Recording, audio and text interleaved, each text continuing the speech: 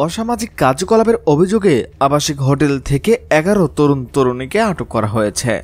মঙ্গলবার রাতে নগরীর ডাচবাংলা মোড়ে হোটেল খুলনা গার্ডেন আবাসিক লেয়ার যশোর রোড এলাকা থেকে অভিযান চালিয়ে তাদেরকে আটক করা হয়।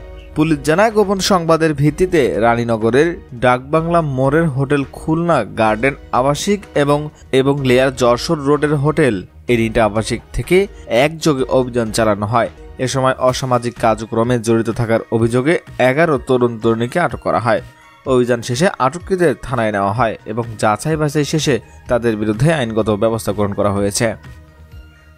এ বিষয়ে সদর থানার ভারপ্রাপ্ত কর্মকর্তা ওসি শফিকুল ইসলাম গণমাধ্যমকে বলেন, খুলনা শহরে দীর্ঘদিন ধরে কিছু আবাসিক হোটেলে গোপনে অসামাজিক কার্যক্রম চলছে। এর অভিযোগ পুলিশের কাছে আসছিল। পরে স্থানীয়দের অভিযোগ ও গোপন সংবাদের ভিত্তিতে এই অভিযান চালানো হয়। তিনি আরো বলেন, অসামাজিক কার্যকলাপে জড়িতদের বিরুদ্ধে জিরো টলারেন্স নীতি অনুসরণ করেছে খুলনা মেট্রোপলিটন পুলিশ।